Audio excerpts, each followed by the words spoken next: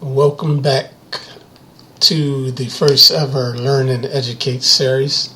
Once again, my name is Informer, and I'll be your instructor throughout the duration of the series. Now, in our last part, we left off with discussing the functionality of the abacus and how it led to the invention of the computer as we know it.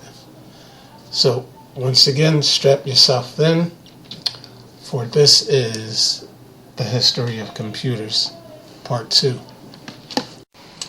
At this time, we'll pause right here for another quick review of what we learned so far regarding the pioneers of computing history. First up, we had Blaise Pascal, 1642. Mr. Pascal, he worked with his father as a text receiver. He was bored with the method that his father was using to calculate texts, and so he improved upon the design and invented the first gear-based mechanical calculator in a sense. He also invented the Pascal law, which is still used today in regards to our odometers in our cars and our electric meters outside our homes. The Pascal law simply states that liquid that is contained in a small area, the compression thereof is equally proportion to it. And from him, we moved on to the father of computing, Mr. Charles Babbage, who not only revolutionized, from there we moved on to Charles Babbage, the father of computing. So moving forward from Blaise Pascal, 1642 to 1791, we arrive at the father of computing, a pioneer by the name of Charles Babbage, who not only expounded upon the original concept of the abacus, but revolutionized mechanical engineering as we know it today. He also set the foundation for the modern components that we use in our computers today. We'll take a look inside on our next lesson, but hang tight, we're almost there. We're almost arriving at our journey's end, so hang tight. This journey through computer history has almost reached its pinnacle, for we are almost done. But before we reach the end, we must travel through the generations of computers. We've almost reached the end of our journey through computer history, but before we arrive at our current timeline, we've almost reached the end of our we almost reached the end of our journey through computer history, but before we reached our current position in our timeline, we must first travel through the 5 generations of computing history. Now, what defines a generation? Things such as fashion, trends, style, industries, inventions, and ideologies. These all define what a generation is. So hang tight. The 5 generations of computers are up next. Now we'll begin by discussing the 5 generations of computers. First generation computers were between the period of 1946 to 1959. The second generation between the time period of 1959 to 1965. And this generation of computers incorporated transistors. And the third generation of computers from the time period between 1965 to 1971. And these computers were integrated circuits in the sense that they incorporated IC technology, which stands for integrated circuits. In our fourth generation of computers, between the time period of 1971 to 1980, incorporated VLS microprocessors. And our fifth generation of computers, which we're currently in, stems from the 1980s to the present with the incorporation of ULS microprocessors, AI technology. However, prior to these generations of computers, there were some inventors of pre-gen computers.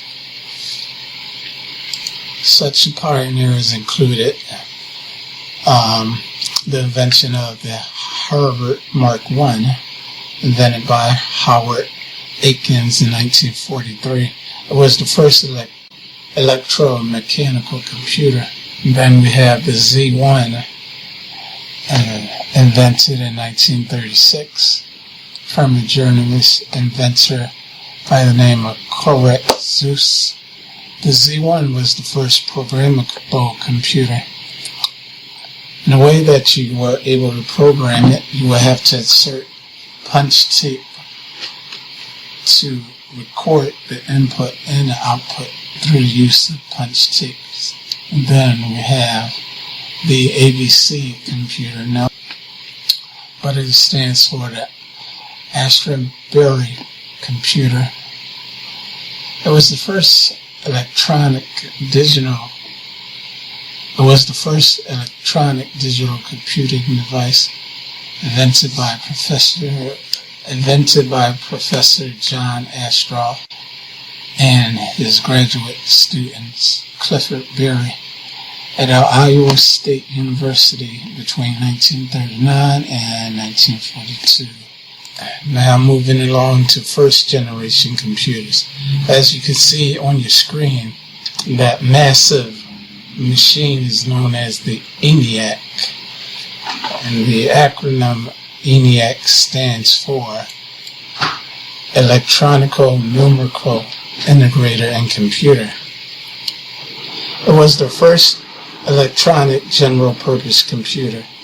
It was built in 1946 over at the Penn University. It was developed over at the Penn University School of Engineering and Science.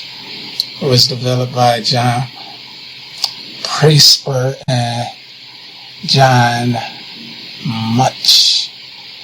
As you can see, it's big, massive. It took up a lot of space, consumed a lot of energy, and required numerous people to operate it. As far as storage, it used vacuum tubes for memory, circuitry, and the CPU.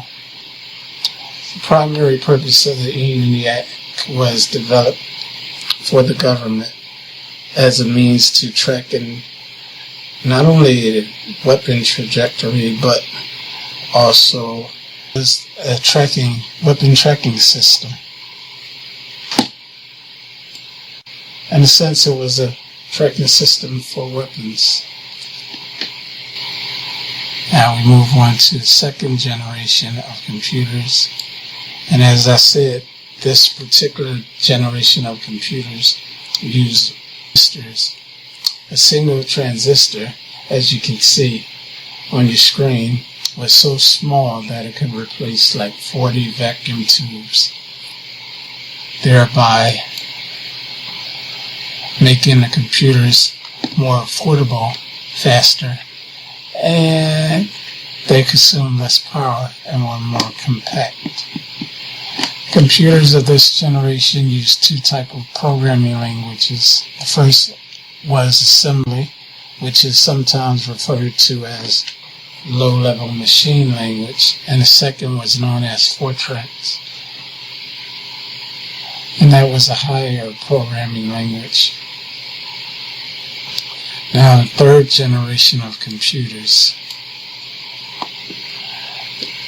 used integrated circuits. IC replaced transistors, which made computers even more faster, smaller, and affordable. ICs were invented by, the integrated circuit was invented by Jack Kirby.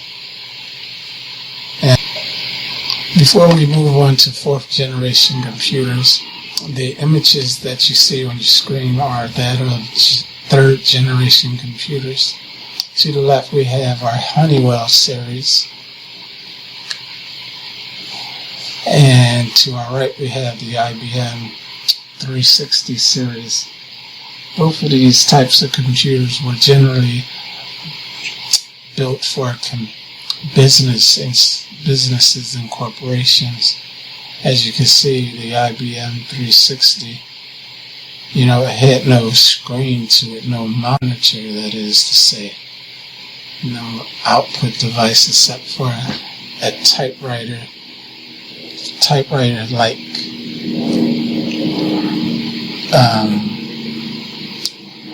output and input device. As you can see, those large tape decks, they were known for storing anything from data. Those were used for storage purposes. And now we have our fourth generation computers up next. They're starting to resemble computers of our modern era. These computers use microprocessors and VSL technology.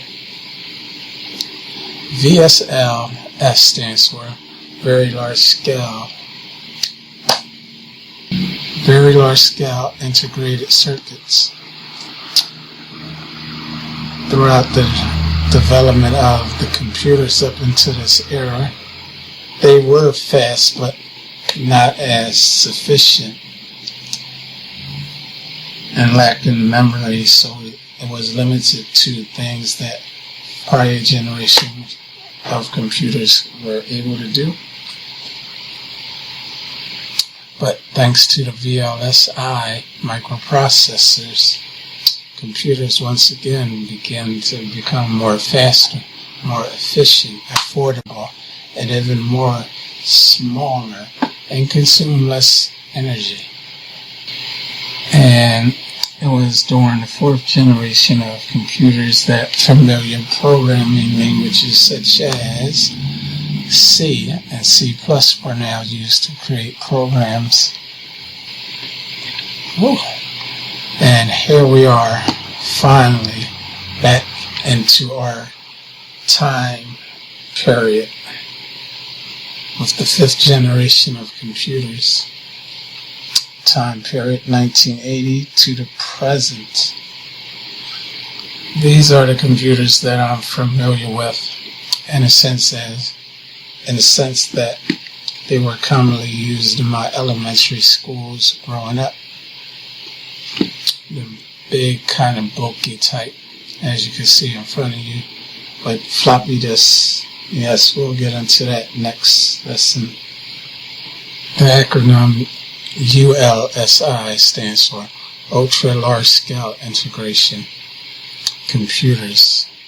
Computers of this generation are now more faster than ever, able to perform complex equations in a matter of milliseconds. They are more affordable, portable, and more efficient in terms of energy costs. They come in a variety of formats such as laptops, PDAs, tablets, and the list goes on and on. And in terms of AI technology, that is technology that can think based upon the human input that is given to them. Such devices include the Alexas, the Amazon Echo, the voice integration in your phone. You know, when you go to do a Google search, you can use your voice instead of typing it out on the keyboard. And it also encompasses Siri. Those are some type of AI examples as far as how fifth generation computer technology is leaning towards AI integration. I also mentioned, the fifth generation is kind of hard to pinpoint because some argue that it started in the 80s up to the present day, while others argue that it started later in the 80s and extend to the present day and beyond. And what the point of the whole matter is that computers have came a long way. As we've seen throughout our journey up into this point in the history, the concept for the computer originally started with the idea for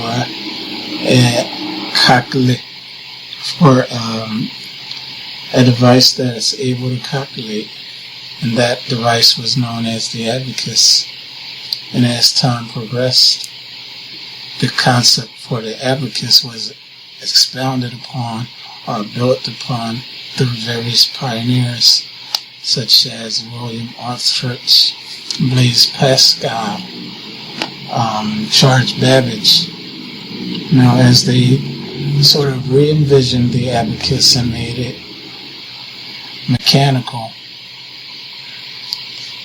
and from there, as you just seen, as we just explored throughout the generations of computers, what started off big, large, consumed a lot of energy, over time became smaller, faster, less energy consuming, and now here we are back in 2019, where computers and all aspects of technology is continually to rapidly increase. It is said each couple of months that the size of a computer's memory grows significantly in megabytes to gigabytes. So it's only time will tell where technology will lead us. But through this lesson, we have gained a perspective, some idea of where it will lead us. For we understood the past, now we can sort of understand the future. Thank you for joining me for this lesson. Be sure to like, subscribe, and be an active participant in the comment section. As for homework, I don't really do that because this is a video-based series. But I would also like for you to research some more first and second and third generation computers, and leave a link to what you found in the comment section below, as well as a brief synopsis of what you found, and I will respond to them accordingly. Thank you once again. This has been I, the former, have been your instructor for the Learn and Educate series. This was lesson 1. Stay tuned for your notifications for lesson 2. We'll be discussing hardware components. So, until then, reach one, teach one, for it's lonely in the crowd. Stay blessed and informed.